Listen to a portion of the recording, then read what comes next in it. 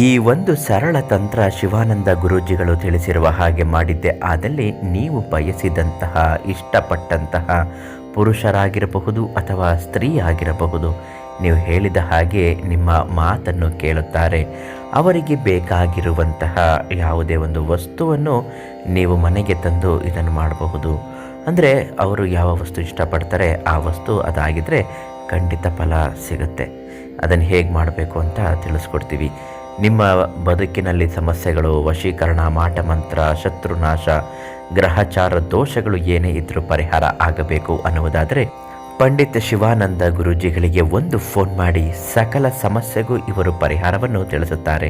ಮದುವೆಯಾಗಿರುವ ಪುರುಷರು ಪರಸ್ತ್ರೀಯೊಂದಿಗೆ ಅನೈತಿಕ ಸಂಬಂಧವನ್ನು ಹೊಂದಿದ್ದರೆ, ಹೆಂಡತಿಯರು ಇದರಿಂದ ತುಂಬ ಕಷ್ಟಕ್ಕೆ ಒಳಗಾಗಿರುತ್ತಾರೆ. ಅಂಥವರು ತಮ್ಮ ಗಂಡನನ್ನು ವಶ ಮಾಡಿಕೊಳ್ಬೇಕು. ಬೇರೆಯವರು ಯಾರು ಗಂಡನನ್ನು ಕೆಟ್ಟದ ದೃಷ್ಟಿಯಲ್ಲಿ ನೋಡಬಾರ್ದು ಅಂತ ಅಂದರೆ ಈ ತಂತ್ರ ಅವರಿಗೆ ಹೇಳಿ ಮಾಡಿಸ್ದಾಗೆ ಇರುತ್ತೆ. ಎಂತಹ ಕಷ್ಟದೊಳಗೆ ಸಿಲುಕಿಕೊಂಡಿದ್ದರೂ ಕೂಡ ನಿಮ್ಮ ಗಂಡ ನಿಮ್ಮ ಮಾತನ್ನು ಕೇಳುವ ಹಾಗೆ ಆಗುತ್ತೆ. ಅದು ಈ ಒಂದು ಪರಿಹಾರ ತಂತ್ರ.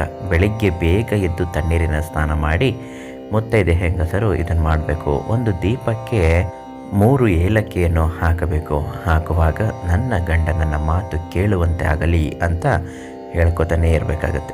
ಒಂದು ದೊಡ್ಡದಾದ ನಿಂಬೆಹಣ್ಣನ್ನು ತೆಗೆದುಕೊಂಡು ಒಂದು ಭಾಗದಲ್ಲಿ ಗಂಡನ ಹೆಸರು, ಇನ್ನೊಂದು ಭಾಗದಲ್ಲಿ ಯಾವ ವ್ಯಕ್ತಿ ಜೊತೆಗೆ ಅವರು ಅನೈತಿಕವಾಗಿ ಸಂಬಂಧ ಬೆಳೆಸಿದ್ದಾರೋ ಅವರ ಹೆಸರು, ಎರಡನ್ನು ಬರೆದು ಅದರ ಮೇಲ್ಭಾಗದಲ್ಲಿ ಕರ್ಪೂರವನ್ನು ಹಚ್ಚಬೇಕು.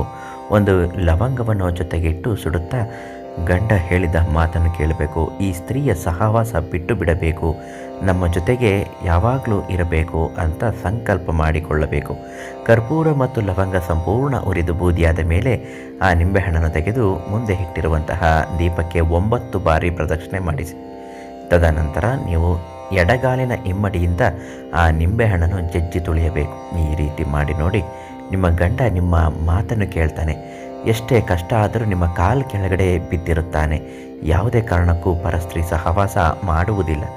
ಈ ತಂತ್ರನ ಮಾಡುವಾಗ ಮೊದಲು ಯಾವುದೇ ವಶೀಕರಣ, ಮಾಟಮಂತ್ರ ಸಮಸ್ಯೆಗಳು ಇದ್ದಾಗ ಪರಿಹಾರಕ್ಕಾಗಿ ಪಂಡಿತ್ ಶಿವಾನಂದ ಗುರುಗಳಿಗೆ ಒಂದು ಕರೆ ಮಾಡಿ ಸಂಪರ್ಕಿಸಿ ಅವರಿಂದ ನೇರ ಪರಿಹಾರವನ್ನು ಪಡೆದುಕೊಳ್ಳಿ. ನಾಳೆ ಮತ್ತೊಂದು ಮಾಹಿತಿಯೊಂದಿಗೆ ಭೇಟಿ ಮಾಡ್ತೀನಿ.